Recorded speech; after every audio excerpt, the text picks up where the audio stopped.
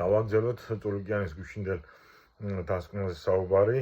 მოკლედ, ხოცებო თუ 2003 წლის ვარდების რევოლუცია ანტისახელმწიფოებრივი იყო და ქვეყნის წინაშე ჩადენილი დანაშაული იყო.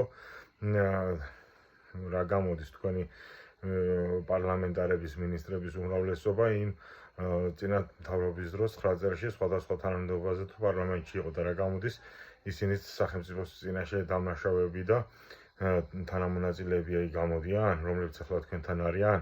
ამას თავი გავანებოთ.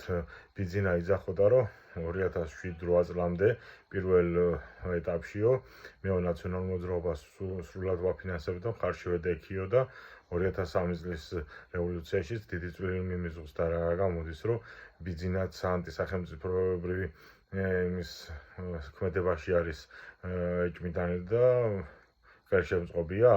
თუ ასეა, დაიჭირეთ მაშინ ვოლსკი, დაიჭირეთ სოზარზუვა, რომელიც ახალ დამცველი იყო, დაიჭირეთ მიქანაძე, რომელიც მანოს დროს მაღალი თანამდებობის პირი იყო, დაიჭირეთ ბიძინა ივანიშვილი და ასე შემდეგ.